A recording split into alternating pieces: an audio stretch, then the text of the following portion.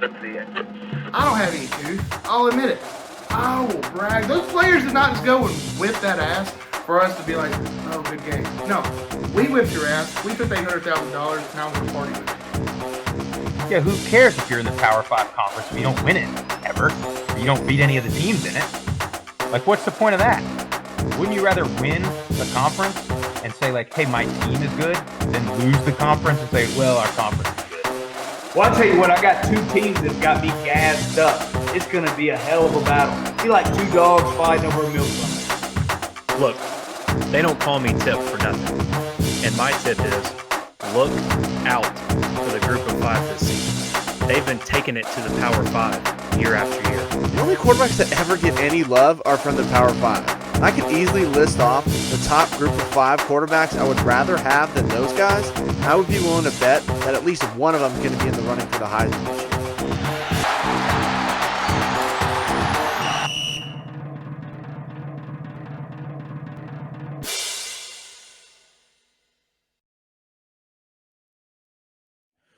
We have got maybe the best episode of the podcast coming up right now. I cannot wait for it. It's good to be back here.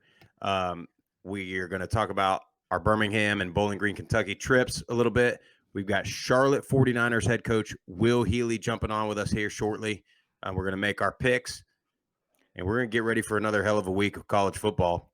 First things first, make sure you subscribe, like, and share YouTube channel, Apple Podcasts, Spotify.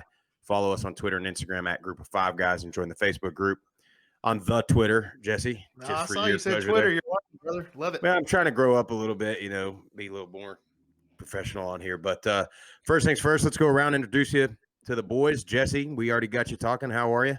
Doing good, breathing hard, living wise, living well. Sorry. The pills John Madden sneaking up. Doing great. Yeah, man, that's just another week. Ready for some good podcast with the boys. Ready for another excellent week in a group of 5 football. I mean, it feels like every weekend it's not getting it's not going down. It just keeps going up. I mean, the excitement's just it's been there. So yeah, full swing in conference play right now, or coming up this week. So we're in it. It's still so early in the year. Still so literally everybody's still alive, and you could have not won a game yet, but everybody's still alive. And it's weird. It doesn't feel like it's middle of the year. I mean, I feel like it's this weekend is going to determine the champion, which is not true because everybody's so neck and neck. Yeah. Jeff Murphy, ACDC, what's happening? What's going on, guys? Just recovering from the old Bowling Green trip. Awesome trip up there at Western Kentucky. Saw a great, fantastic game. Was saying it before we left. Take the over because that was a freaking shootout. But we had a great time, man. Ready to cover this week. This week's games are important. So. Yeah, I mean, we're at that point of the year where some fans are the whole staff fired. Others are thinking playoff. Others are just kind of happy to be here. But again, your season could flip all the way upside down right now. Tip, what's happening with you, sir? What's up, Sprouse? Doing good, man. Everything's good. Had a fantastic trip at Western Kentucky, and looking forward to this fantastic podcast that we're about to have. A lot of great games coming up this weekend. So get ready to talk about it and excited to talk about it. Yeah. Last but certainly not least, Zeke, I love that T-shirt. Hilligans, baby. I'm doing great. Just to recap what these guys said, we had a fantastic weekend and saw a very eventful game. So excited for what's coming up in the pipeline, and I'll tell you a little bit more about Hilligans here in a little bit. Yeah, I mean, it sounds like you all had a good time. I know me and Jesse had a pretty good time in Birmingham, checking out the new stadium with UAB. I want to get to it early right off the bat here with Jesse's Natrocious Award because I think it's relevant in some of the news that we've got going on this week. Yeah, I firsthand I can tell you about bad social media content. I've seen it. Heck, I've been a part of it before. Gavin Adcock, love your music, but pretty sure you're the reason that our boy Chad Lunsford got fired, and you just can't go bragging about getting a 1-game suspension. So Georgia Southern kind of said, "Here's to you," and now you're off the team. So mean, with that being said, though, if you are in Statesboro in November 6th and you want a shotgun a beer with yours truly, I'm not gonna, I won't turn you down. But sorry, we all had to, pay our dues. You, sir, get the Swag Bear Atrocious Award. Well, congratulations. It's atrocious. It's atrocious. Yeah, congratulations. Congrats, Kevin. I mean, that's really a prestigious award. I think you're the third or fourth person now that's gotten it. So, I mean, hey, it's great, man. I mean, that's something to notch on the belt for you. Put on your resume. But in other relevant news, we had a wild weekend in college football. And I think the most relevant and the biggest story is Cincinnati jumps up to number 4 in the AP poll. The question is, how quickly are they going to get passed up, if they get passed up? And I think they got a big one this week, but I don't know what you guys think. Does Alabama jump them after the next week? Does Ohio State jump them after next week? I mean, how's this going to play out? Jeff, I'll go to you first. I mean, they have to take care of business. I mean, if they uphold their end of the bargain, I think they stay in. Now, if they, obviously if they lose, they're out, but if they have some games that are close or close to a team that they should just wipe out and it's not, I mean, the thing that sucks about it is like they got to be perfect. Yeah. When you're going to get a one-loss team that'll, start climbing back like Bama or somebody else and try and pass them. But if they take care of business, they're in. Yeah. Well, and it's funny because Bama drops to 5. And look, I'm not sitting here saying they might be the best team in the country still, and they laid an egg, but they lost to an unranked Texas A&M team. It wasn't like they lost to, had Cincinnati lost to number 9 Notre Dame, they would have dropped them to 17. Yeah. But Sprouts, Texas A&M at the Power 5. That's very true. Carry so much more weight. Well, I think at this point, what you got to hope for with Bama is that they lose again in the SEC championship game, because that'll eliminate 2 SEC schools. And then I think, well, Jesse, you might be about to say it, Oklahoma. I mean, I'm just not seeing it. We can talk about the eye test. We could talk about everything we want to talk about. But hell, Spencer Rattler, you might want to give him the atrocious award. You might want to reverse that. I mean, watching the Texas-Oklahoma game, yeah, I was a little disgusted that Texas let them come back. But another part of me, I was like, well, Rattler's not in there, so let's go OU. Let's see if they're better without him. And then I'll say it.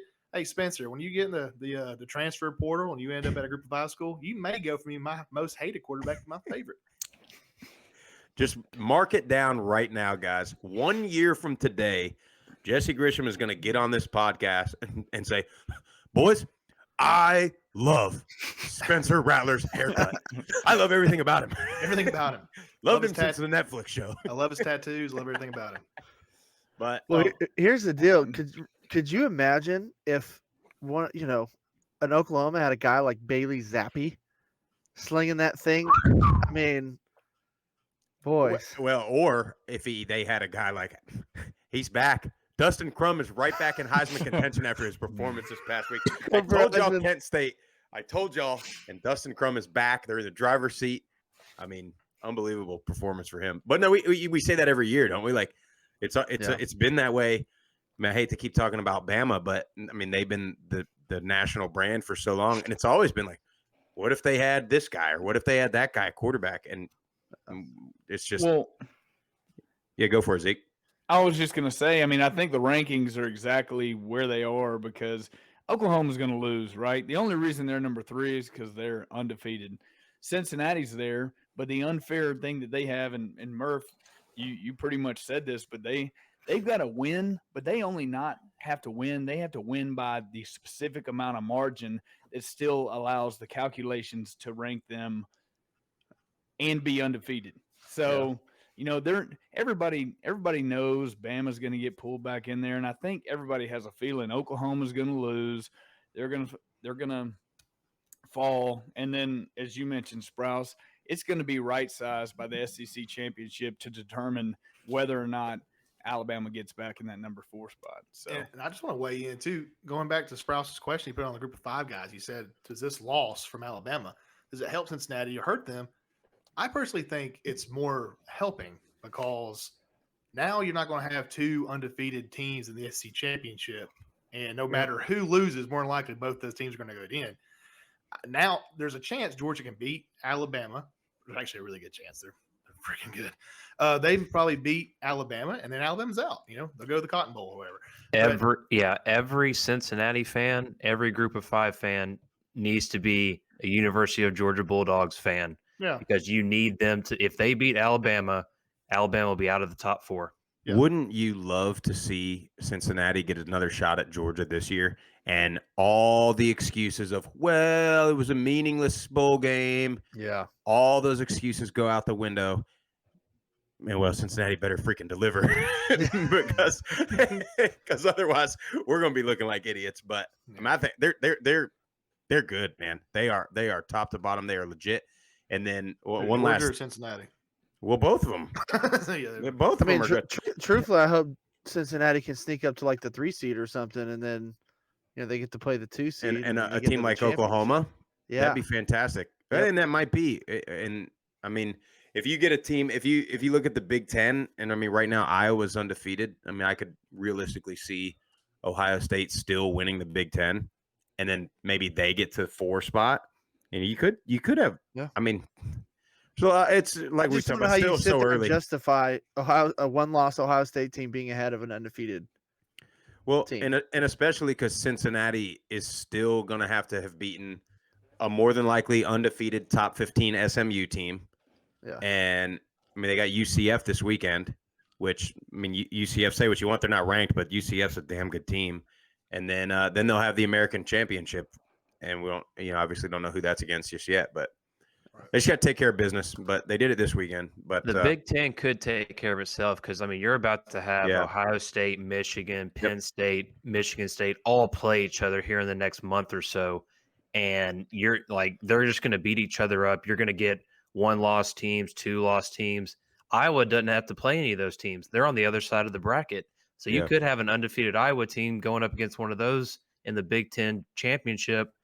And if you got a 1-loss Iowa team that might be fighting for one of those top 4 spots, you got a Big Ten champion, you got the SEC champ, and Oklahoma, they have a pretty easy remaining schedule, except for maybe Oklahoma State. That's really in my opinion, that's the only chance they have of losing a game. Yeah. So if they're the undefeated Big 12 champs, they're in. So it just makes me really nervous how this is going to pan out here at the end. Yeah, well, they'll try their best to spin it, and I'm pretty sure in the Iowa AD, the main guy on the committee too, Gary Barta. I'm pretty sure I think so. He's the head of the commiee. But anyway, they just got to take care of business. I mean, one game at a time, and they're going to be running the score up. They're going to be putting a lot of points on the board. So. Take Cincinnati to cover every week. Yeah. Well, before we get into our picks for this week, I mean, me and Jesse went to Birmingham, got to see UAB, and then you guys got up to Western Kentucky to see them in UTSA. I'll go to you first, Jess, because I wasn't able to make it for the facilities tour. Start with facilities. I mean, what did you see at UAB? As 10 years ago, we're going to say 10 years ago, but it was longer than that. I did an official visit to UAB, and what they have, today, what they've had in the past, it's night and day. It's night and day. This program is reaching highs. And when I took that facility tour, it's up there with the best Group of 5 schools that we visited so far. That practice facility, Sprouse, what would you call that? The pavilion. The pavilion. The pavilion. Yeah. It's outstanding, and It does everything you need it to do, and it's higher than a lot of schools' indoor facilities. Now they said you still couldn't punt in there, but it's fantastic. The weight room's fantastic. Everything they have in there, it's top notch. It's first class. The meeting room was breathtaking. And probably one of the coolest things that I saw there, what UAB does here in a couple weeks, they have these gray, silver, kind of like lime green jerseys. It's like silver and has like a lime green stripe. And the names on the backs, it's actually kids from Children's Hospital. So they take their names off and they take a kid from Children's Hospital and they play that game and represent that child. 99 children in a ball game. So it's It's really heartwarming for the kids. They get to watch the UAB games. So when they told me that, I was like, dang, man, go Blazers. That's amazing. They in that game, I can't remember how many years ago it was, but it might have been the first time they did that, and I can't remember who they were playing, but they blocked a field goal to win the game, and it's probably the loudest Legion Field ever was. Yeah. For a UAB home game. Yeah. On that indoor, I mean, if you drive through Birmingham, in my opinion, that helps with brand recognition and recruiting more than a regular indoor would, because that is right off 65. So if you drive through Birmingham, you see it, and you see the big Blazer logo, and I mean, it just, even if you know nothing about football, you're gonna look over and say, well, what the hell is that thing? And if it's not that, it's a big metal building that you wouldn't even look twice at. So in my opinion, I like those, and it saves you however many millions of dollars when you're doing your budget. It's right by it's like it's at the building that I was in. It's just all football, football meeting rooms, football weight room, football training room, locker room, and basically they have like the cool athlete lounge, football lounge, and they just go in, get ready for practice, and they just walk right onto the practice field. I mean, it's just right there. It's pretty cool. And shout out to Ted Healy, taking time of his day to show me around the facilities. And then, I mean, you saw the stadium. Stadium's, it's nice. Yeah. Stadium. I mean, it's obviously brand new. I think I want to say, what was the capacity on it? Like 46 or something. Oh, I think it was pretty big. I thought it was like 38,000. It's pretty big. And I mean, I think it might be a little too big as far as it's probably going to be really tough to sell that thing out. Yeah, so, probably. I mean, for that game, I mean, that was a pretty big conference game, and it was, what do you say, just probably half full. Yeah. Now, it's super nice. I mean, everything in it is really, really nice. I was told when they had Liberty there last weekend that they had like 35,000 there. Yeah. That's how many ticket sales they had. So, maybe there was 20,000 at that game against FAU. Yeah, and so I'm always on the side of, like, I'd rather have 20,000 people at a 26,000 seat stadium than 20,000 people at a 40,000 seat stadium. But it is what it is, and I think they're gonna make that. They'll probably have a bowl game there. I think they're gonna do a pro soccer team is gonna play there. But the cool part, which this was an interesting part, so that whole part of town is sort of set up around that stadium. So there's all these new restaurants and bars, a couple really nice hotels that are literally in the parking lot. I mean, you walk across the street, you're at the stadium, back across the other street, it's bars and restaurants. But what I will say is they had the damn Comic-Con there, and they had some tattoo convention.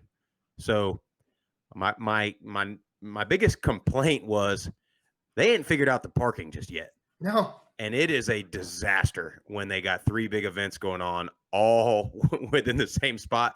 I mean, I got one police officer telling me to go down a back alley. Another one's like, well, you got to go back up to the Sheridan and hang a right. And I'm like, well, the last police officer there about arrested me for doing that. So you better figure out what we're doing. And then it was interesting because the tailgates, and I don't know if they're figuring this out or that's what it's going to be. They're like right on the road. Like they shut down the road basically, and they just let people set up tents. I liked it. I thought that was pretty exciting. But for your case on parking and driving, yeah, I mean, I was sitting there waiting on you for 3 hours. Bought you a shot, that thing just evaporated. It was gone. Well, yeah, I don't think that's what happened. But yeah, I do like. I think I'm actually surprised that those bars and restaurants weren't way more crowded than they were. Yeah, because I've always been like, I wish I could walk to the stadium from this bar instead of trying to take an Uber, catch a cab, or whatever. And I think in a lot of places that's what keeps people from going into the games, right? Is they go to the sports bar before the game, and then they get too drunk or whatever, or they get to watching a game and they don't go. But that's so convenient. So I think once they get that stuff figured out and kind of get in a routine of stuff, it'll be a cool spot. It's brand spanking new. It's brand new. That was the second game, but overall, love the location. Met some great people. Shout out college football tour Andrew. Yep. I mean, that guy just saw his 69th game. got whatever 130 minus 69 is. That's how much he has left. Yeah. Yeah. Well, and Great people. and shout out to Olin, who's an App State grad. And Olin, yeah. That's converting a Wisconsin grad to a Group of 5 guy. So That's right. how about that? So right. definitely name drop those guys for sure. Give them a follow. And then I mean the game. I mean UAB's solid. I think we've kind of forgotten about them, but I mean they whipped FAU. I mean they beat them. The defense flying around, man. UAB, they may have lost to Liberty. They got spanked by Georgia. Look out! They're ready to compete in the Conference USA. They're gonna win some games this year. Well, it's pretty. I mean, I know it's early, and we can get into that, but it's looking like UAB and UTSA on that side. So, and UAB is one that they lost so bad to Georgia, who's as of right now the best team in the country that's beating everybody that way. So I think everybody wrote off UAB, but I mean they're just sound, dude. Their defense. I mean, they had a couple big like red zone interceptions. One was a pick six, and so they're pretty good, man. But overall, UAB, I mean, we've known they're on the right track for not having a program 5 or 6 years ago. That's the most amazing part. I mean, that sums it up right there. What you've done. Yeah. We talked about Charlotte being there for 9 years. I mean, what UAB's done since 2016, it's just baffling. And those facilities, they're going to keep getting good players. And Bill Clark, hell of a coach. As long as he stays there, they're going to keep on winning. Yeah. Yeah. Well, so thanks to everybody, all the fans, everybody we met at UAB. Thank you guys. I mean, we had a good time. We'll go to y'all that got the chance to go to Western Kentucky. Start with facilities. So y'all got to do the facilities tour. I know I've seen the pictures. Man, they look like they got some good stuff too. Yeah, absolutely. The facilities were top notch, man. And Zach Grant, he's the director of player personnel. He was kind of our contact and set everything up, man. Huge, mad respect to you, Zach. Thank you so much for taking the time and show us around and hooking us up and telling us where to go and all that. But facilities, man, we're right on par with everything that we've seen so far. I love their stadium. Me and Zeke were talking. We loved going there and playing there when we were at middle. But being able to see the rest of that on the home side, it's all right there in the stadium. It's all football. Their weight room is big. I just couldn't say enough about. I was shocked that their facilities honestly were that nice. Like they were top of the line, right along with everything else. The one thing, if I had to say anything, and Zach kind of alluded to this, they're due for a little bit of a makeover. When they redid everything, I think he said in 2009. So they're right at about 10 years before until they've done like any like major improvement. So he said that he thinks that there's some coming down the line, but working on getting an indoor facility, which is right. Their practice field's on the other side of the stadium. But I mean, other than that, man, I mean, everything is plenty of space. They got the nutrition center there and the weight room, which is huge. Training room was awesome. Zeke, what was kind of your opinion on that? Man, I thought it was great. The weight room, as mentioned, is probably due for a little bit, but I like the setup. To have all that construction done in 2009. I mean, going there when we played, we thought it was like one of the sweetest places we could play. I like how the practice field's on the left, and then you've got your stadium on the right. But one thing that really stood out to me that I liked the most was they had all the NFL players for every team that had gone, that had played at Western Kentucky. They had basically that player listed. They had all 32 NFL teams, and they had that player listed underneath there, which is pretty cool and pretty sweet as you bring your recruits in and you get to show, because they had a pretty healthy list there. So I thought that was pretty sweet. Yeah. And then we got to go up top and see, like the luxury box where, I think where all the big time donors and stuff are. That was top notch. Has, it's got food in there. It's got a full bar. And one thing too, what we loved was even being up there or being in the second deck, like the view, there's not a bad seat in the house wherever you're sitting. Like you got a great view of the whole field. You can see everything. And then they have this little grassy part in I think it's the north end zone underneath the scoreboard where all the students go, and that was cracking. So I love playing there and being able to go there and check everything out. It just kind of reaffirmed that. The stadium goes up instead of out, which actually, I think it was a whole 25, 22,000 right at. So when you're holding that amount of people and it goes up, it gives you that big time stadium feel, but yet it's a smaller time stadium, so it makes it the environment. Yeah, that's a good point. Kind of chime in here with it. Like that's always been one of my favorite at the time with Sunbelt and Conference USA. But that was like one of my favorite stadiums to go, and I haven't been there since 2012. But it's nice, man. I've always enjoyed that stadium. Well, y'all got Zeke, you got the Hilligans shirt on there. So did y'all get to? Yeah, baby. Did y'all go there pregame, postgame? What was the pregame feel? Did y'all tailgate or did y'all hit the bar scene or what? I think we did it pretty right. We went to lunch. We actually went to Double Dogs. We had the original Double Dogs. The original we found Double out Dogs. Too. Wow. So I didn't know Double Dogs was a franchise. I thought it was just in Nashville. No. Wow. No.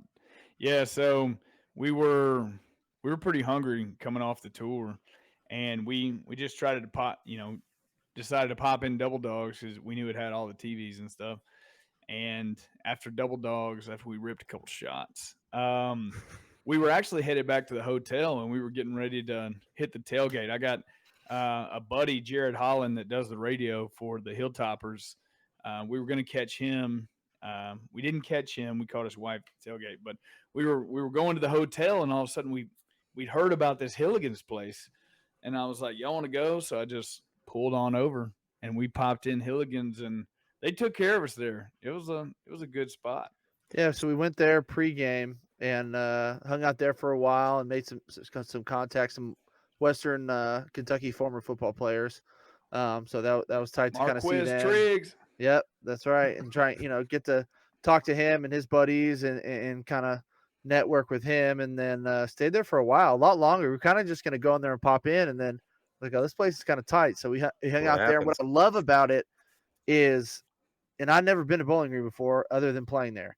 So everything is very close to campus. Like even the downtown square is only like 6 or 7 minutes, but where our hotel was literally almost on campus, and was like a 5-minute walk to Hilligan's.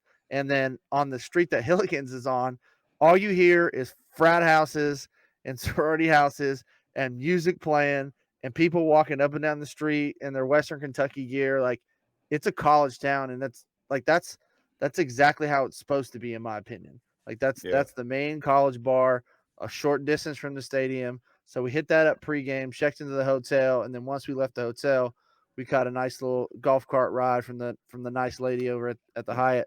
Drove us to the tailgates, man, on the south lawn. And I mean, as soon as you pull up, man, it's cracking.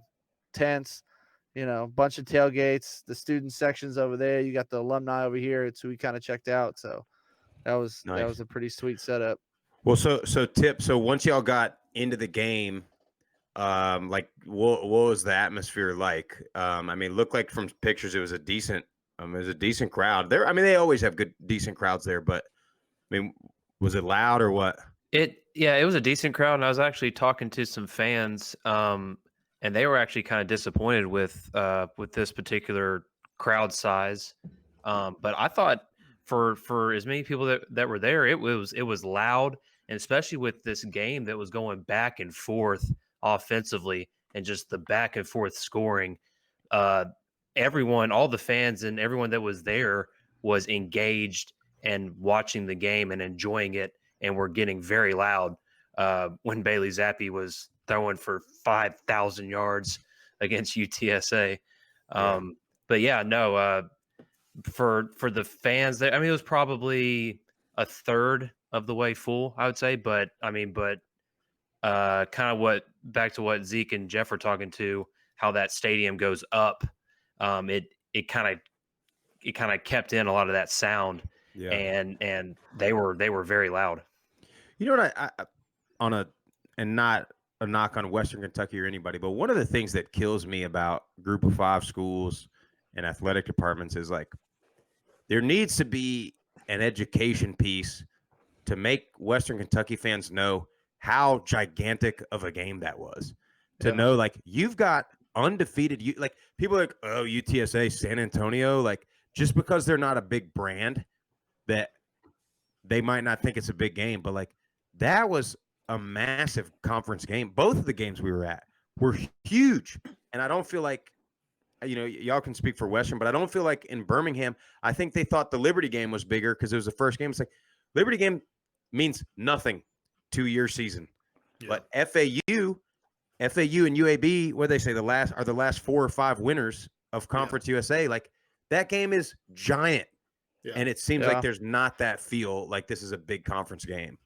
Well, talking to a couple people in the staff on the staff and some of the fans too, I think Western's schedule, especially in the beginning, was really, really tough. And he said that Indiana game was damn near sold out. So having and that the tailgate loss, was rocking. And having that loss to Indiana, and then you got to play Michigan State, who's a really freaking good football team. Yeah. So they're a 1-win team. An Army so too, right? Yeah, an Army exactly too. So it kind of hurt them and that's what a couple people we talked to were saying. People see the 1 win and they're like, well, this team's no good. No, if you knew anything about football, like, they've had a really tough schedule, and the teams they have played, like, going to give Army's a tough team, and I don't care who you are. Like, they're putting up 40, 50 points a game, like, but the offenses they're playing against are tough, man. Like, and they're going to get back on track. They're a really good football team, and we saw it live playing against, honestly, the team that might up winning that conference in San Antonio. Like, they've been running into buzzsaw after buzzsaw. Yeah. So we'll see how it shakes out, but I hope the fan base can get behind them, and they've always had a good fan base, and it wasn't bad. But like you said, for that game with that importance on it, like, you would hope it would have been a little bit more packed. Yeah, sometimes, I mean, just for me, and that's half the reason we started doing the group of 5 guys, right? Was like, it's like you want fans to know, like, did we just play like the 3 hardest games of the year? Like, if we get your support, we might end up going 9-3. Somebody chewing on ice cubes there, Zeke? Chomping at the bit, baby. Do you mind?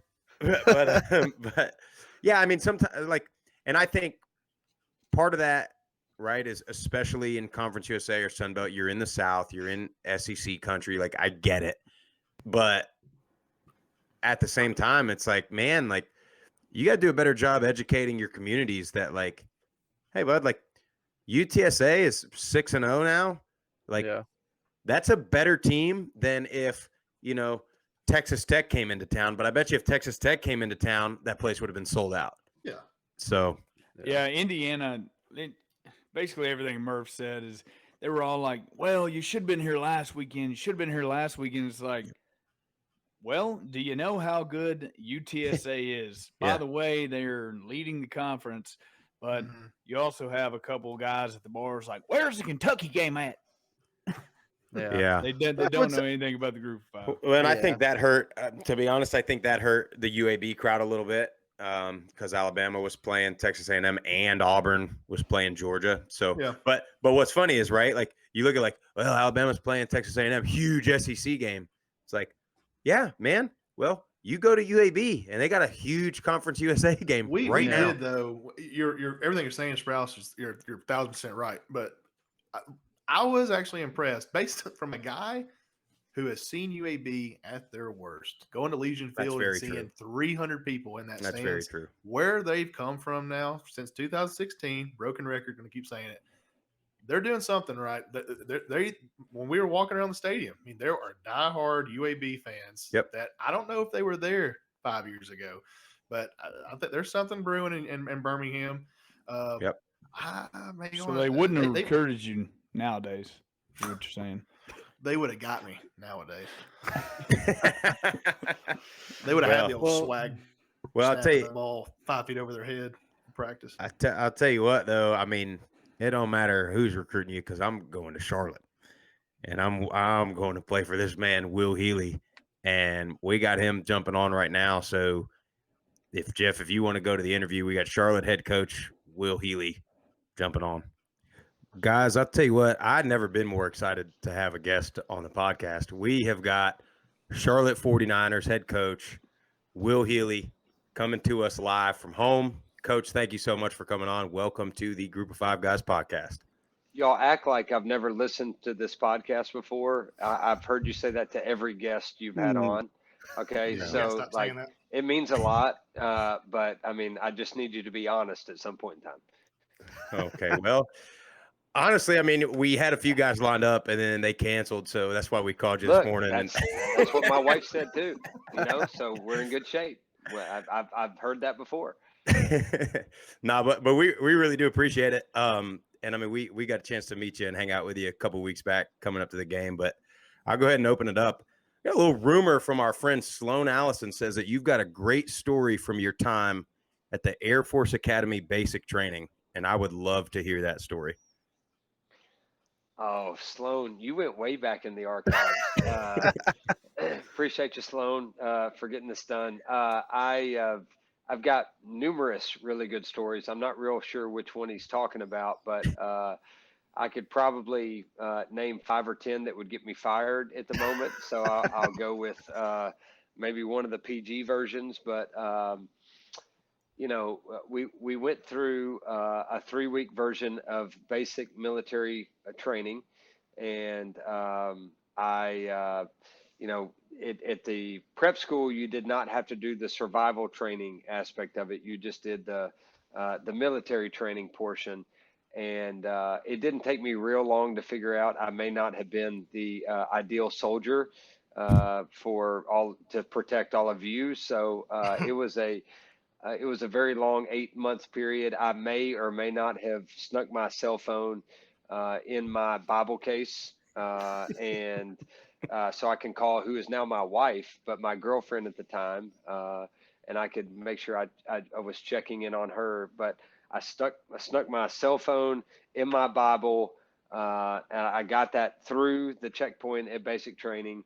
At some point in time, my coach found out that I'd snuck my cell phone in and was still talking to my girlfriend at home, and he had to take it away. So then one of my teammates would be so kind as to stick his cell phone in the toilet paper dispensary in the bathroom, and I'd go grab it and call my wife and be like, hey, everything going okay? I miss you.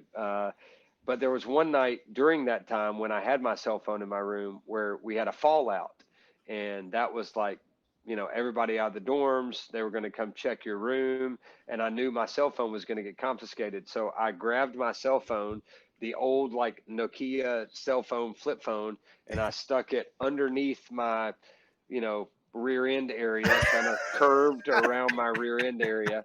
And it just so happened to be that my girlfriend was calling me at the time, and the Nokia was flashing different colors during the fallout. So it was not a great way to stay incognito during a fallout during the middle of a basic military training at the United States Air Force Academy Preparatory School. Coach, I'll make it real quick, and I guess we never told you this. Yours truly was a Bravo Squadron prep school member circa 2008. Right here. No way. 100%. He lasted. Tell me about your fallout stories. Well, I'll tell you. So me and my roommate at prep school, some upperclassman up at the academy had taught us how to make our computer monitor, like wire it to get cable TV in the room. And already know how. Could have told you before you got there.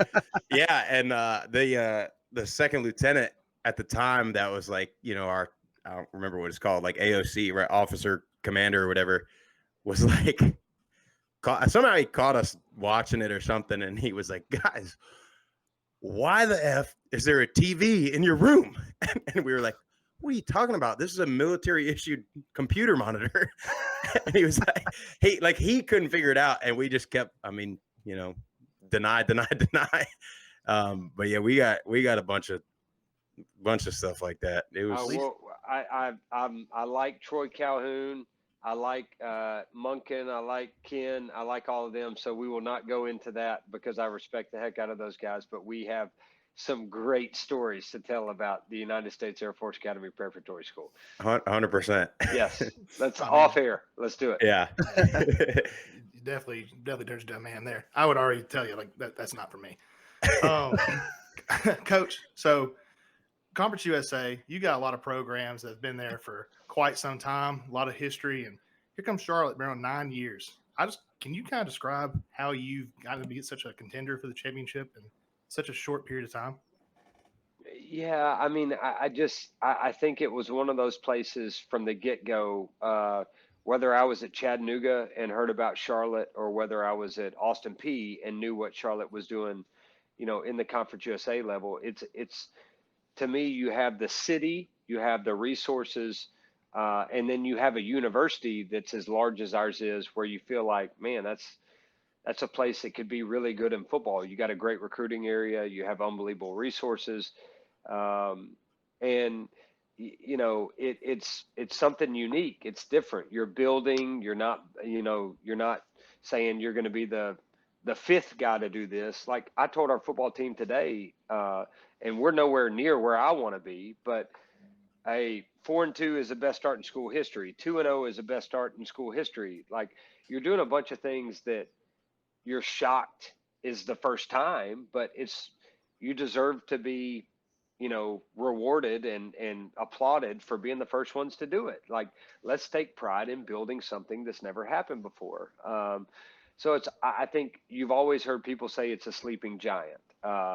I think that, the fact that we're 4-2 and not 6-0, we still haven't accomplished what I feel like we're capable of accomplishing, but it's a place that you feel like has the potential to become a UCF type program. You're in an unbelievable city. You have a tremendous university. You got a great recruiting area.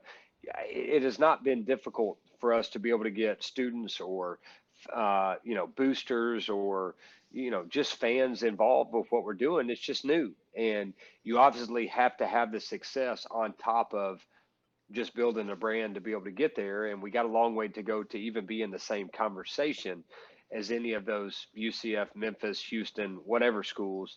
But I think it can be built here. And that's the exciting part about it, is to do something that's never been done before. Yeah, no doubt. I mean, I think you got the support of the community around you. I mean, we saw that when we came to visit there. I mean, you had the hair on my neck standing up when I was hearing that crowd roar for third downs. It was just, and you got guys doing worms on the sideline, right, Jeff? Yeah, that was wild. I didn't see that until after I watched y'all's podcast. Okay, so y'all brought it out. Is that the strength coach who's running up and down the sideline, like going nuts on every kickoff? It may or may not be the get back coach. Hey, but that guy's energy is contagious, man. Whoever he is, and he does. Look, I mean, seriously, the guy who used to be in charge of me was our strength and conditioning coach, and then he gave up after about year 4 of being with me. And then Bobo is our defensive GA. He was the one going nuts on the sideline when y'all were there with all the videos I saw. But I mean, that's look, and last week going to, FIU, right? I mean, it's a Friday night in Miami at 7:00. Like there's, you better bring your own juice. You better have unbelievable energy. And no matter where you go, you need to be excited about an opportunity to go play, especially when you're at home and you have 30 more people dressing out and 20 other guys in jerseys and a home crowd. Like, let's make it fun to play football at our place. And that's been probably the coolest transition, is our students have shown up. I mean, it's been an incredible home field environment, and hopefully that'll happen again next Thursday against FAU at home. By the way, have y'all not already announced that y'all are coming to that game? What are y'all doing? Is this the time? We might need to get back down there, man. You were talking about your wife yelling at you and stuff. Yeah, you were talking about your wife yelling at you and stuff. And I think when we came back from Charlotte, we all got an earful, and I don't know. Might have to take a little break from Charlotte for a little bit. All right. Well, what if you had the next day to like do some interviews and kind of recover, and then you went back home that next night? You get the guy that's made fun of my bald head in the student section. Apologize to me on Twitter. I might come back. I'll make it happen. Yeah, or I don't know. Make a phone call to Wheels Up and maybe get us, a little private flight out there. It might help it go a little. How many different flights do we have to make that happen? Well, Jesse needs his own flight. That's for I my own everything. Yeah, we're definitely going to make a trip back to Charlotte. I mean, honestly, like we said in the past podcast, I'll admit, I did not know what to expect. And then I walk in there, the environment, the facilities, which I mean, Jeff's about to get on. I mean, y'all are doing everything right, and it's fun to watch, and I'm excited to see what's going to be happening, in the future years in Charlotte. Yeah. It's fun to be like, look, whether it was the Austin P job, right, or whether it's been this job. I mean, to me, as you're learning how to become a head coach, it's important to take a job where you feel like you can exceed expectations. And I felt like this was a place that I thought Brad Lambert did an unbelievable job of setting a foundation. And I felt like that taking over a program to say we'd never been to a bowl game, we'd never won this amount of games, we'd never, like, you can exceed expectations here. And that's the fun part. It's doing something that's never been done and nobody thinks you can do. I love that challenge. Absolutely. And we definitely, saw what all the stuff that you are, exceeding expectations, and the facilities are top notch. We got to see those firsthand, and it seems like the community and the university have both bought in. How much has that, helped you guys having a university that backs you guys, in football and in sports in general? Talk a little bit about that. Yeah, I mean, let's just think about like the first game. We played Duke at home, right? And Pete Thamel writes an article about how does Jay Billis meet Matt Rule at a Charlotte 49ers football game? You know, and you got Luke Kuechly at practice, you got Greg Olson at practice, you got Steve Smith coming to speak to your team, you got Fred Whitfield coming to speak to the team. I mean, like, the opportunities are endless. And for me, it's like, let's find the most influential people in the city of Charlotte and let's get them involved and at least be fans of our program. 100%. And it's not just like the former, it's not the alumni. It's not just former players. I want them involved too. But like, we live in, one of the top 20, largest cities in the country with an unbelievable opportunity for growth. Like, let's go get the who's who of Charlotte and just get them to be fans. Charlotte may not be their first team, right? But they're going to have an accessibility to Charlotte that they don't have at their number one team. Like, Yep. they're going to be able to come sit in a meeting. They're going to be able to come to a team, a team pregame meal. They're going to be able to come into the locker room. They're going to be able to come to a practice. They're going to know the staff. They're going to know, the players. And I mean, that's what it should be about anyway, regardless of where you are. Like, make sure that your players can interact and create opportunities for themselves with the fan base and with boosters so that they can create opportunities for themselves when they leave. I mean, you're talking Fortune 500 companies and the largest banks in the country. They're in Yep. our city. Like, get them out to practice and let them meet our players. And next thing you know, hey, I got a guy who wants to major in finance. Hello, I got Bank of America, I got Truist, I got, Regions, Wells Fargo, whatever it is. I got all of them here at my disposal because they're at practice every day. I mean, Hugh McCall, who started Bank of America, our field is named after him. I mean, it's like, whatever, what opportunity do you want? We've got somebody here who has been there, done that, and can create an opportunity for you. Like, get them out to practice, get them to your games, let them meet our players. And then next thing you know, when it's time to get a job, it's easy. Talking NIL, like, how about we Yeah. create internships for our players where they go work at Bank of America? Now Bank of America gets something out of it and our players get something out of it because they create a salary by going to work in the spring and in the summer. Whatever it is, man, we have that opportunity here. And that, to me, is why it's so important that we take advantage and get our city wrapped around our program. That's so freaking smart, dude. Jeff, y'all remember that movie, The Blind Side? Michael Yeah. Orr, he's practicing, and all the coaches are out there watching him. And Phil Fulmer starts walking up, and they're all like, damn. I feel like every time Coach Healy walks out to practice, the other coach is like, damn it. Because you can just sell Yeah, that was to a vegetarian. I swear, you're selling me. My kids Yeah, go to but Charlotte. you say sell like my wife says sell. Like, listen, I'm telling the truth.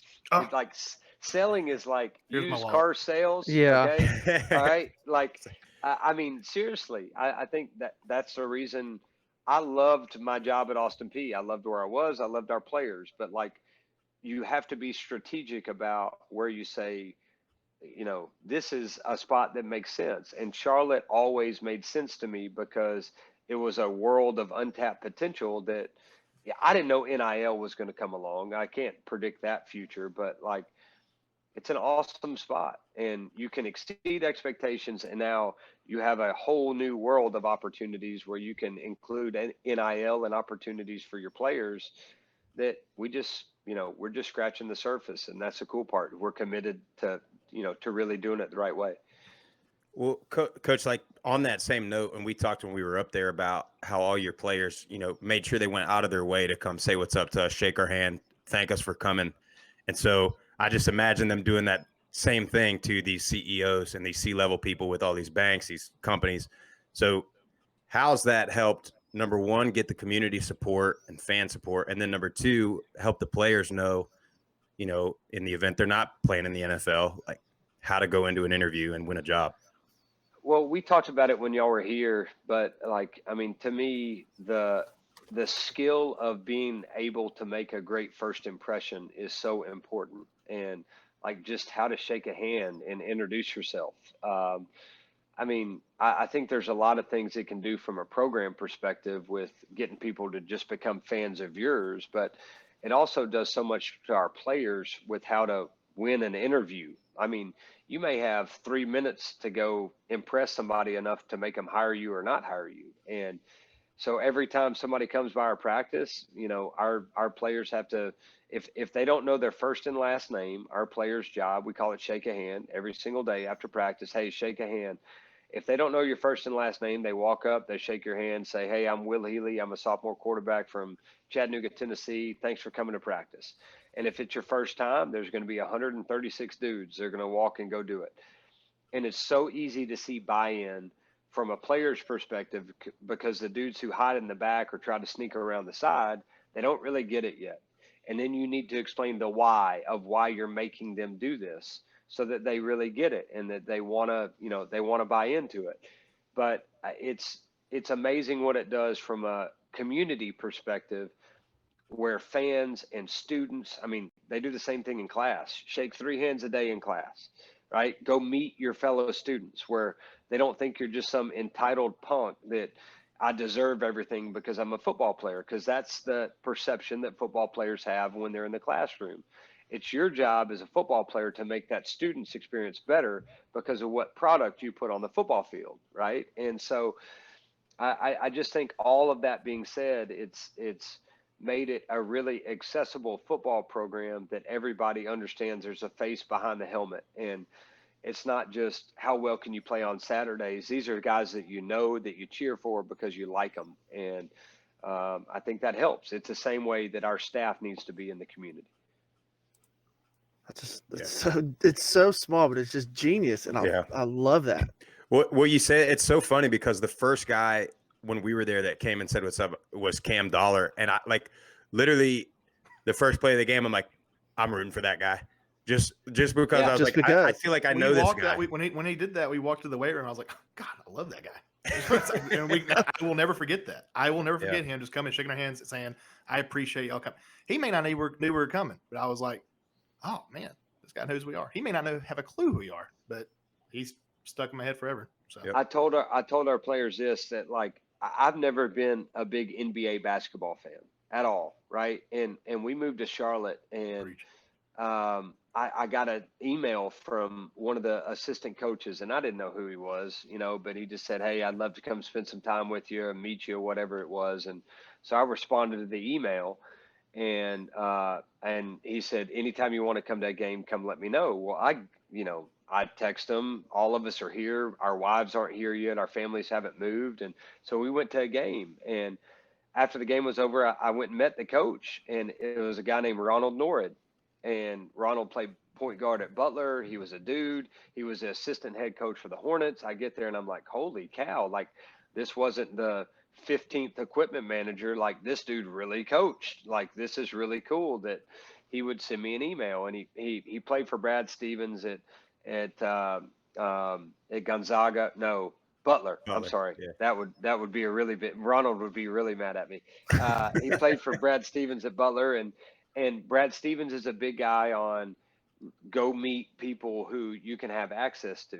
And so I meet Ron and we become really good friends. And next thing you know, like my drawer is full of Hornet stuff. And Ronald's now with the Pacers.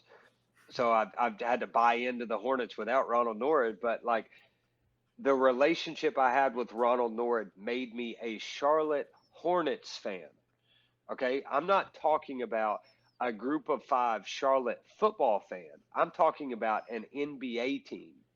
Yep. So if the relationship that I had with Ronald Norwood was that powerful that I wanted to cheer and go to Charlotte Hornet games, imagine how important it is that Will Healy and Marcus West and Brandon Cooper and Mark Carney and Chris Reynolds and Cam Dollar and those guys get involved in this community that has so much going on. To me, what it taught me about meeting Ronald was that if it's that important for me to meet a coach of an NBA team, for me to follow the National Basketball Association in the city that I live in, right?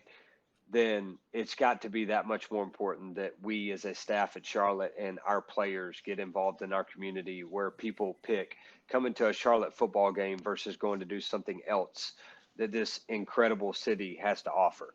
The great thing about living in this city is it provides opportunity.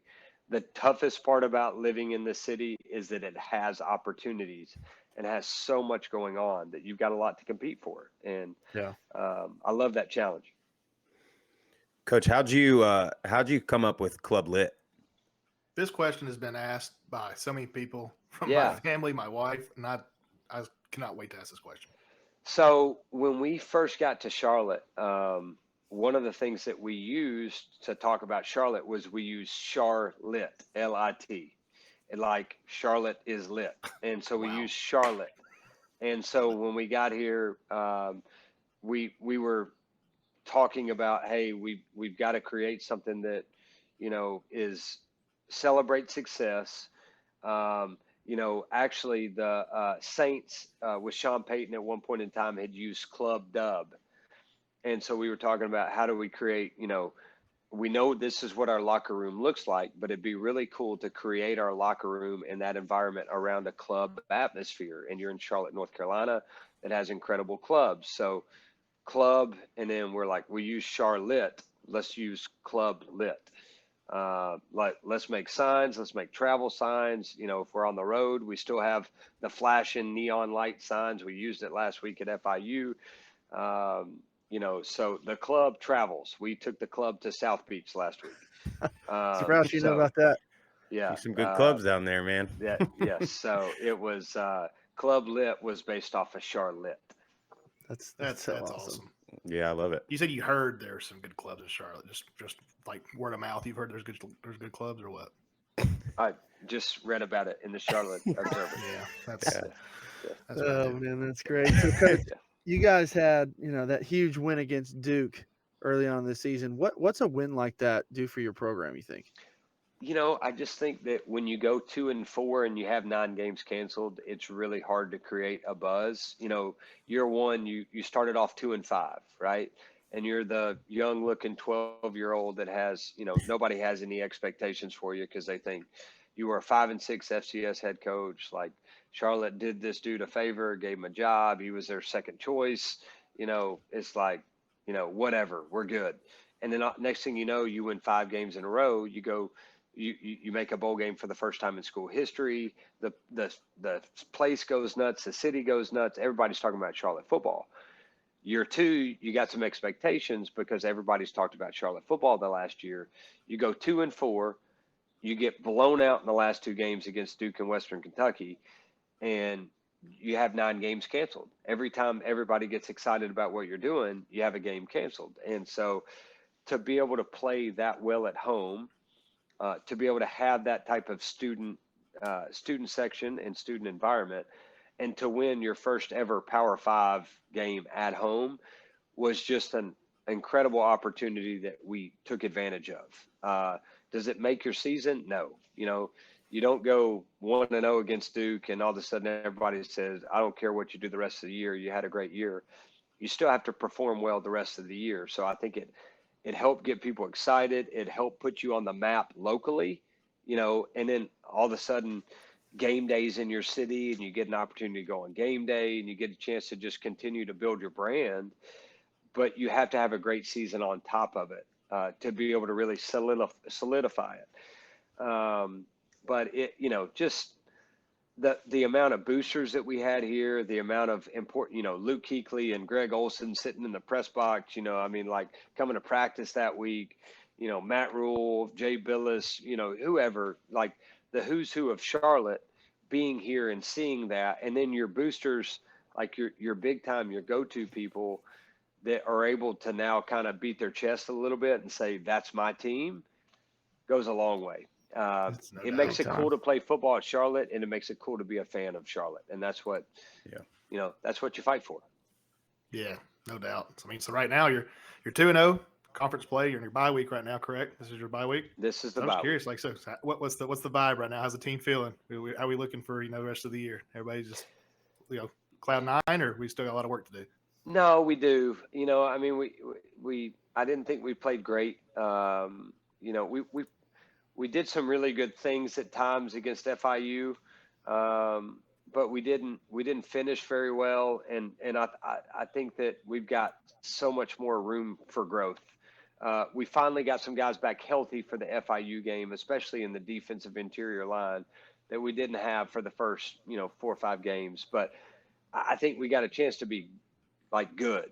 And you just get frustrated when there's like kind of bonehead plays or undisciplined penalties, or 12 guys on the field, 10 guys on the field, false starts, or this guy gets beat in a one-on-one situation and we don't just get the guy down on the ground, or we get misaligned, or just kind of some boneheaded, undisciplined penalties and mistakes that we've made that I think, if you want to be a special team, you can't make those. If you want to beat Illinois at Illinois, you can't make those mistakes. If you want to go, I feel like we've had an opportunity to be 6-0. I feel like we've also had an opportunity to be 1-5 or 2-4. That's the crazy thing about it is the amount of close games that we played. So the next 6 weeks will be no different. I mean, we're going to play 6 really good football teams, and we've got to play well to be able to beat them, and we can't beat ourselves. And we've done that a couple times the first 6 games. Yeah, I mean, that's what I was just doing, was looking at y'all's schedule the rest of the way. You Florida Atlantic next. I mean, you still got a bunch of more. Still Western, Marshall, really, really good teams that we've all gotten to see already this year. So you're going to play 6 teams that can wear your rear end out, and you're going to play 6 teams that I believe we can beat if we play well. And so that's the beauty of this conference, is that anybody can beat anybody, and we got to get a lot better this week, and we can't take a step back. I mean, we're going to make sure their bodies feel great by next week, but let's use 3 days of practice to help develop and then help get some things right. Let's be hungry to get better, because we haven't played our best football yet. And to me, that's what's exciting. I mean, I'm excited for your next 6 games, because compliment to you. Y'all are fun to watch. When I catch y'all, I make sure to watch the entire game. I mean, like Friday night, had a blast watching that game. Called Illinois, so I cannot wait to watch next 6 games, especially Florida Atlantic next weekend, or not next weekend, weekend after, and then Western Kentucky. That's gonna be fun. I'll send all of your families flowers. Okay, like you tell me what I got to do. All right, y'all. I mean, Thursday night, 7:00. CBS Sports Network. I mean, guys, seriously, what else are y'all doing? Find me a babysitter. Me and the old ball and chain. We'll be there. I love that idea. Well, if we get invited back to the fraternity house again, I don't know if we can turn them down twice in a row. So that's true. Listen, guys, I love our fraternities. Okay, I don't blame you. You better. Club Lit is more fun than any fraternity party you're ever going to go to. That place got nuts. That's the first time I heard that song from Drake, "Sexy Back." I can't stop hearing it on the. Every time I hear that song, I think of you. I believe that y'all should be the DJs for the next Club Lit. God bless. You don't want Jesse Grisham being the DJ for the next. No, Club you Lit. sure don't. You get like Cotton Eye Was it- Joe playing or something. Hey, get him I'll rowdy. be your something's daddy. Coach, real quick, we had a couple Twitter questions, and I know Yeah. this is about Charlotte, and we're all about Charlotte. But one of the questions was, what was it? And you talked about Austin P a little bit. What was the toughest part about recruiting to a place like Austin P? Oh, I think that honestly, a lot of times when you're building at Austin P, and it's no different than what you're building here at Charlotte, is that a lot of people, commit to a staff. And when you have a staff that is doing things that have never been done before, the first question is like, how do I know that you're the staff that I'm going to play for? I mean, at 0-11, it was hard because you sucked, right? And you knew you had the right guys that were going to fight their rear end off, and you just had to recruit a little bit better talent and get some buy-in from some guys. But, that was a relationship deal. Like, hey, you can come here and you can come be the face of this program and do something that's never been done. After we, went 8-1 versus FCS competition in year 2, the question was, how do I know I'm going to commit to you and that you're actually going to be my coach? And I get that. I understand that. I think the important part about it is to be honest with them. Like, I will never, ever, ever promise you that I will be the head coach here. I could get another job, I could get a dream job, or they could fire me. That's the reality. If we have 2 straight losing seasons, now you're wondering if I'm gonna be the head coach because they're gonna can me, right? Because we won right now you're worried I'm gonna go take the Notre Dame job. Look, let me just be honest with you. If Notre Dame calls me from Austin P, I'm probably taking the job, right? Like, just like if Notre Dame calls you as the player, I would probably expect that you're going to take the Notre Dame offer. And that's why I understand the transfer rule stuff, right? Like, look, if one of our guys has a chance to go play for Dabo Sweeney, I bet you they're probably going to leave donkey Will Healy and go play for Dabo Sweeney, right? I understand that. And so I just, I think that it's important to be honest and transparent and address look, you know what my biggest deal is whenever I walk into a parent's home is, how is this 12-year-old going to help my son become a grown man by the time he leaves, right? The player has no concern whatsoever about how I can relate. The parent has a concern, am I mature enough to hold their son accountable for becoming a grown man, right? Yeah. So I feel like I kind of having been a head coach for 6 years, I understand people's perceptions and their questions. And I think it's important to attack from the first part of it is like, look, this is me being transparent. This is, who I am. And this is what I expect your son to be when he's here. Like, there are no surprises. This is not all red carpet. This is not all roses. This is the way life's going to be. If you're committed to it, let's do it. If you're not, find another spot and I'll cheer for you. I mean, Coach, here's the deal. You're not giving yourself enough credit. You look at least 15. And 2, I guarantee you dance better Learner's than Dabo permit. Sweeney. I guarantee you I dance better than Dabo. No, no question. Hell, I wouldn't leave Charlotte for Clemson. I can tell you that. No. Charlotte's your kind of city. I love Charlotte, man. I might, we'll see what happens. Were you talking about our football program, or were we just talking about the city? Both. Both. I mean, Okay. All right. he's a big city guy. I'm a city guy. And so, we went to App State the night before, and then we were at Charlotte. And Sean's of course, awesome. we loved App State. We thought App State was wonderful. And Sprouse did too. But Sprouse was like, get like kind of an NFL feel here at Charlotte, kind of because of the big city. And he loved it. Yeah, it was. They're both so different, but yet both so awesome and doing things a different way, but the right way, in my opinion. So if you're a recruit and you're looking for a national program that has established itself, that has an indoor facility, that has 35,000 fans, that has a national brand, you're not picking Charlotte, you're picking App, right? I mean, I get that. I understand that. I know what we're recruiting against. And the other thing about it that I would say about Sean and his program is that we haven't beaten them, right? Everybody wants to talk about like, man, you'd love for it to be a rivalry, App versus Charlotte. We hadn't beaten them. It's not a rivalry until it's back and forth. Like, we don't have a ton of rivalries right now in football. So I get it. I understand it. I've been to that place. I've played against them, probably 10 times, whether I was at Richmond, whether I was at Chattanooga, or whether I've been at Charlotte. So I get it. That is an unbelievable place. It is a different type of experience than it is coming to school at Charlotte. So Right. what are you looking for? Do you want a city full of opportunity? Do you want to be the first to do something? Or do you want to be one of the many that has done it at App and in an established program in unbelievable facilities that we would love to catch up with, right? From a facilities, from a fan base, all of the things that they've done so well for so long.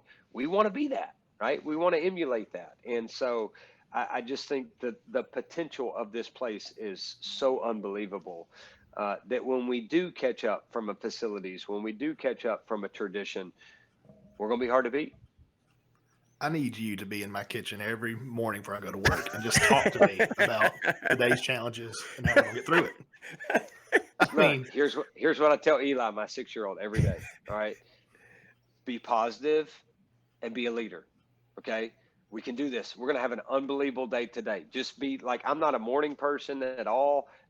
Coffee, Red Bull, whatever it is. You don't need it, man. It's in you. Okay. You can do this. All right. Jesse, you got to learn to call me any morning. I need you to, last thing, I need you to send me some videos. So I'm on the Peloton. I'm just listening to you just talk to me as I'm on that thing getting after it. You got to learn to shake people's hands first, Jess. When my wife's taking our 6-year-old to school and I'm like giving him this Newt Rockne speech, she's like, would you please calm down? Like, this is ridiculous, okay? We're not one of your players. Okay, like, calm down. Bring inside the line, okay? Yeah, just calm down. Well, awesome. His block building is phenomenal. Okay? We got to get him fired up for that. Love it. Well, Coach, we'll let you get back to the family. Thank you so much for coming on. I promise you, I have not said that I was the most excited about anybody before. I was jacked about this. We all were. But we'll give you the last minute or two. I mean, you've already – hell, I'm sold. If I was in high school, I'm coming to Charlotte tomorrow. I'm getting a Charlotte tattoo tomorrow. But if you want to take the last minute or so, just, floor's yours. If you want to talk to the fans, recruits, players, whatever you got, it's all you. I have nothing to say to sell Charlotte football. All right. What I am saying is I think y'all do a hell of a job. And I know because I've been at the I've been at the FCS level. I've been at Chattanooga. I've been at Austin Peay. I think the popular thing is to go and cover the Alabamas of the world and the Clemsons of the world. I think it takes some gonads to go and cover some things that you may, people may like, people may not like, people may, want to respond to or not respond to. And I think it's awesome to believe in something that other people, maybe don't believe in right now. And I think we're all doing the same thing, man. And that is like, we believe in a product. We believe in an experience. We believe in the guys that are doing it. You've done it. You've seen it. You understand how much it meant to you. And I think that's the coolest part about your job is like, you're passionate about what you do, regardless of how much money it pays or how much notoriety it has. Like, look, man, I mean, it means a lot to us. And I applaud y'all. I loved being around y'all. I will do anything in the world to be able to help you. You do a hell of a job. And I just want to say thanks for what y'all do. Not just to support Charlotte, but y'all do an awesome job of covering something that you're passionate about. And that's life goals of everybody. So I appreciate y'all. Oh man, we appreciate you. You're a stand-up guy, and we're huge Charlotte fans now and Will Healy fans for sure.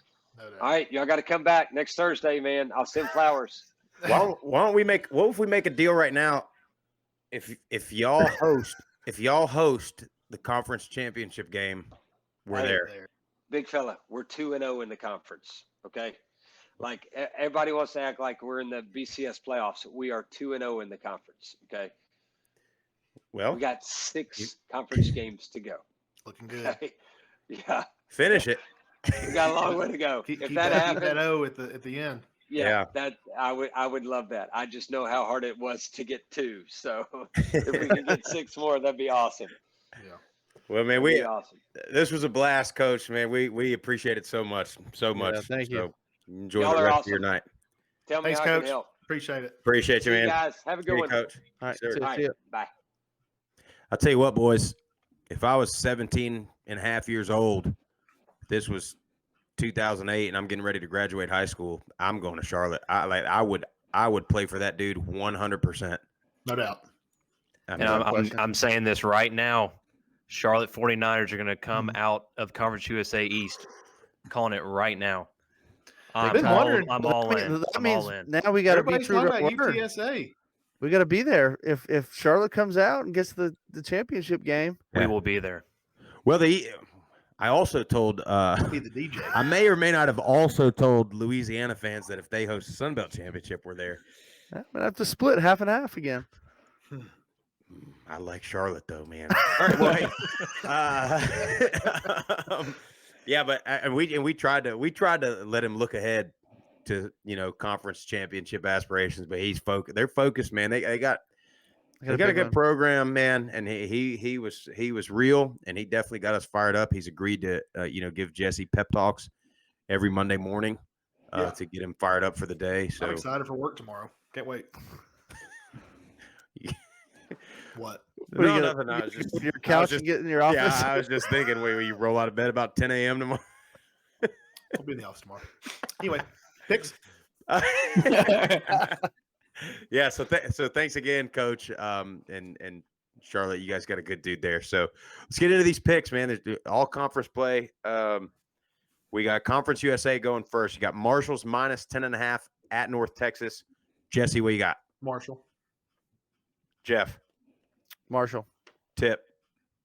Marshall, but they don't cover the 10.5. Zeke. Marshall, they don't cover. I like Marshall to get back on track. Western Kentucky is minus 12.5 at Old Dominion, who just played Marshall pretty damn tight. Jess. Western. Murph. Yeah, Western Kentucky, Bailey Zappi. Tip. Western Kentucky, big. They cover. Zeke. Western Kentucky, they cover. Zappy might throw for 600 yards. Western big. UAB minus 16 at Southern Miss. Jesse. UAB pours it on them. Murph. Yeah, I like UAB. I don't know about the 16 though. Tip. I think they cover that 16. I got UAB covering. Zeke. UAB, cover 16. I got UAB as well. Rice at UTSA. UTSA 18.5 point favorites. Jess. UTSA. Murph. San Antonio and they cover. Tip. UTSA keeps rolling. Zeke. 18.5, they cover. Yeah, I got UTSA as well. La Tech 7-point favorites on the road at 5-1. UTEP. Jesse, what you got? We're doing UTEP a disservice. We have not Ain't no talked doubt. about them near as much as we should. That team is good. I'm taking UTEP over La Tech. Straight up, Murph. UTEP brings the pillows out, knocks La Tech out. Ooh. Tip. I'm going with UTEP. They're hot. We're going with them. Zeke. Hey, y'all ever been at a sleepover when you're young and you got that one kid that's on the bed just fighting everybody off with the pillows? That is UTEP right now. Well, are they going to do it again? Yeah, they got the big pillow. I mean, their schedule's been light up front, but they're confident, man. I think La Tech beats them. I think UTEP covers, though. Not a lot of games in the American. You got Navy at Memphis. Memphis -8. Jess. I'm taking Navy. Ooh, Murph. Memphis, damn Dr. Jekyll and Mr. Hyde. I don't know which team's going to show up, but I'll take Memphis at home. Tip. Yeah, I'll go with Memphis in a close one. Zeke. Memphis, yeah. Navy's pissing me off. Sorry. Good point. I'll take Memphis as well.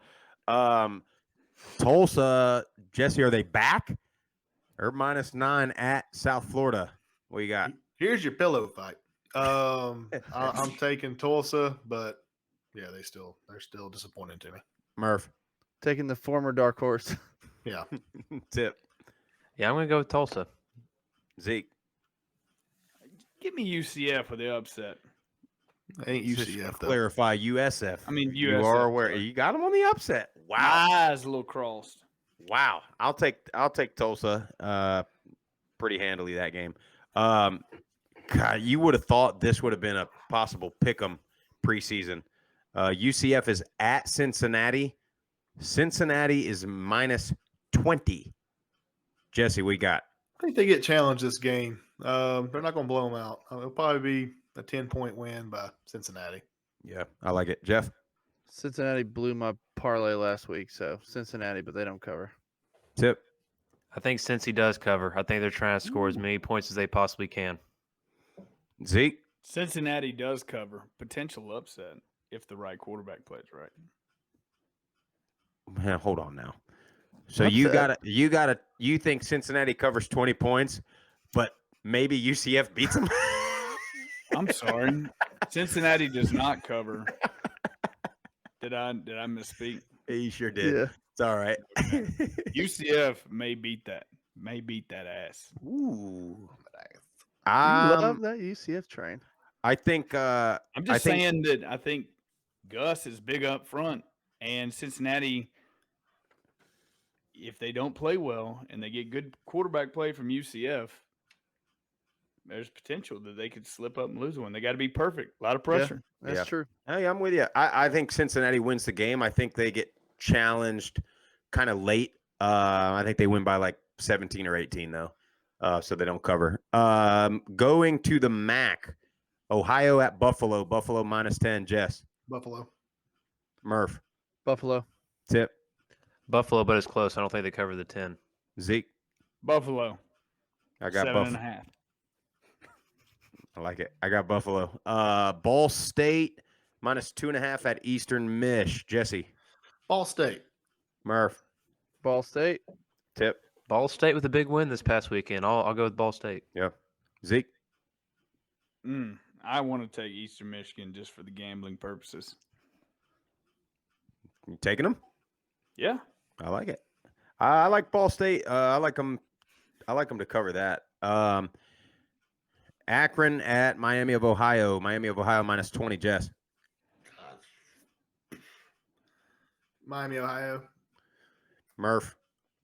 I think Ohio wins, but take Yeah, I was Akron more- to cover. I was more in the because I don't know if it's going to cover or not, but yeah. Yeah, it's a lot of points.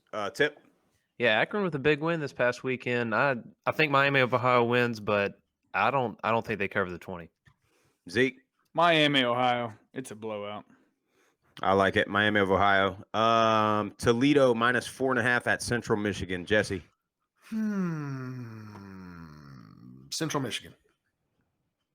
Jeff. Toledo. Tip. I'm going Central Michigan at home. Ooh, Zeke. Central Michigan at home. I like Toledo. I love Toledo. Bowling Green at Northern Illinois has come out of nowhere this year. And I think they're 4-2 right now, and they're playing some good football. They're minus 10 at home. Jesse, what you got? Yeah, no, they're fantastic. I think they get upset by Bowling Green. Good pick, Murph. NIU, and I think they cover. Tip. Yeah, I'm going with NIU. Zeke. NIU, I think they cover. I like NIU. Going back. Can't change your pick. Pretty big one here. New and back Heisman candidate Dustin Crum and Kent State leading the Golden Flashes to Western Michigan. Western Michigan's minus 7. Jesse, what you got? This is a huge game. This Big is game. big, man. I'm thinking Big ball Western game. Michigan, but I'm excited to see this game. Well, Western had a tough one last week, but that who knows how they'll respond. Murph, what you got? Yeah, they screwed me over last week. So that 4, I'm going with the Heisman hopeful, Dustin Crum. He's back. He threw for 400 something yards last week. Yep. Tip, what you got? Kent State with Dustin Crum. He's back 2-0 in the conference right now. They are hot. They go 3-0. We're going Kent State. Yep. Zeke. Kent State, upset. I like it. I'm going Kent State as well. Maybe they were just holding back on the offense before they got to conference play. A lot of coaches are like that. He knew they probably weren't a contender for a New Year's bowl game. So you know what? Let's just wait, play a conference bowl game. We'll unleash Dustin Crum and his Heisman candidacy late in the year. Dustin, throw a few interceptions this game. Be all right. He might be an avid gambler. You don't know that. Maybe. Going to the Sun Belt, and you may be watching this or listening to this podcast, and App State and Louisiana might be playing now. Oh,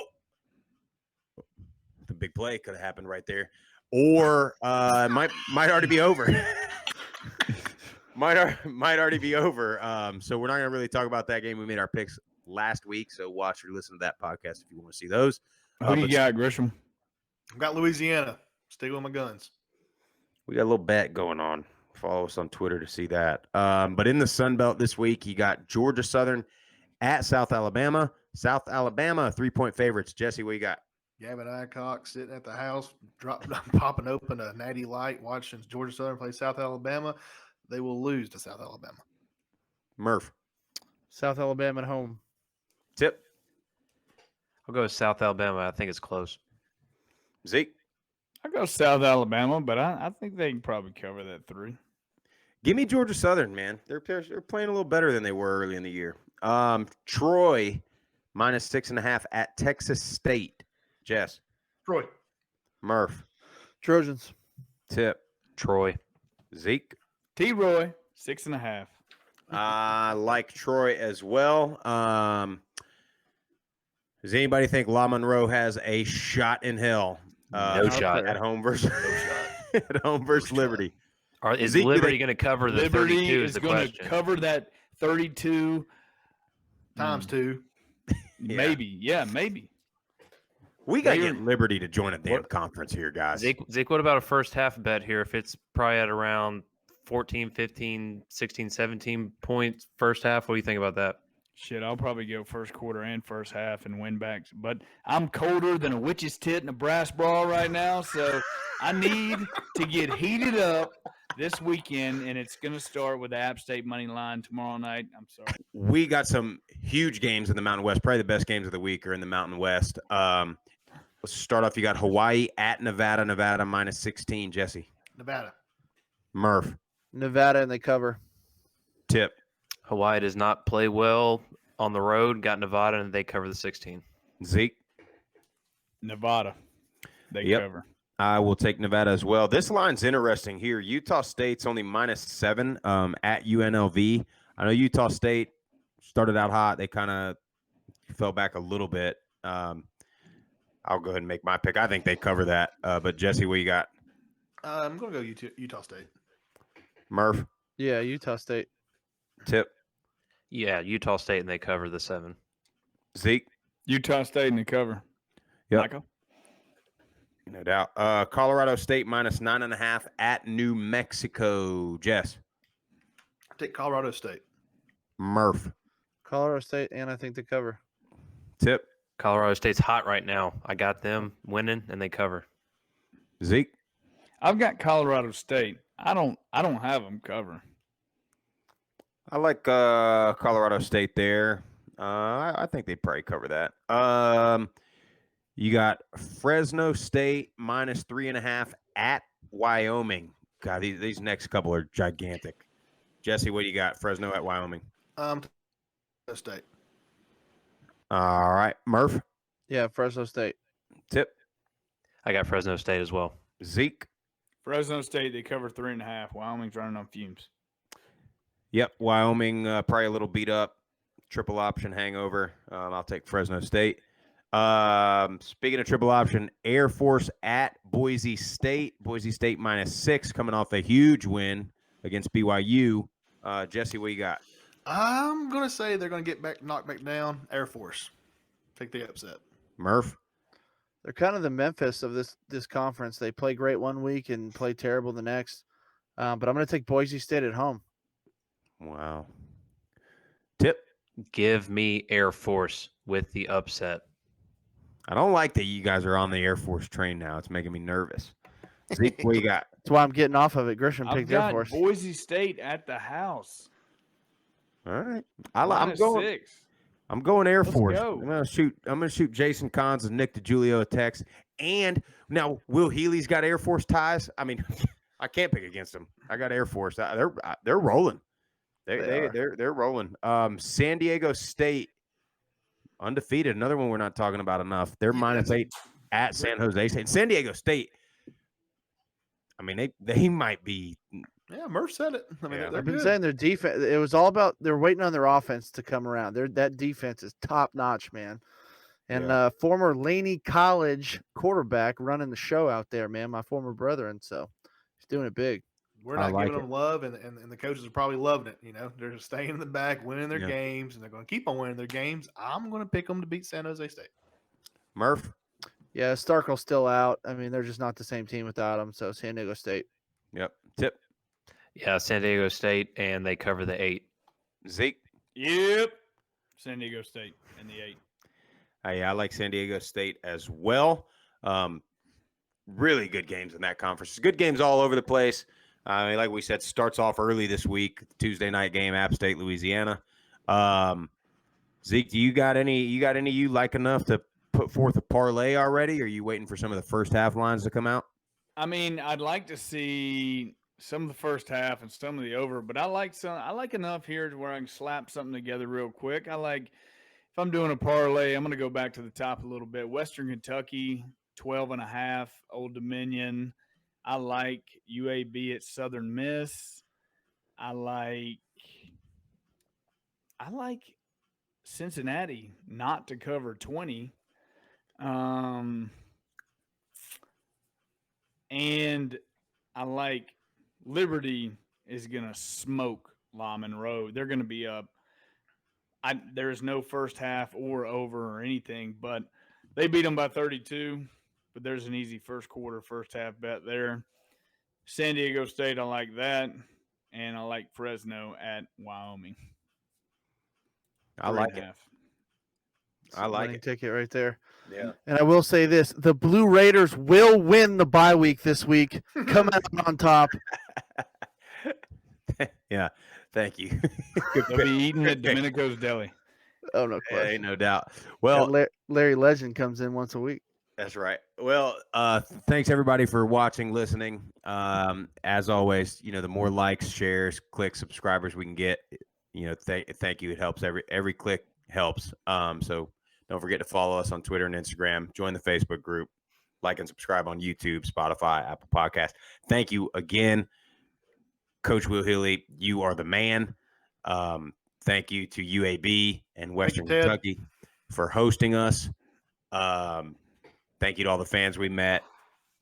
Anybody, like we always say, anybody we had a drink with, shook hands with. We appreciate that. That's all we got, man. Great football starting. May have already started. Louisiana and App State. Big week. We're out of here.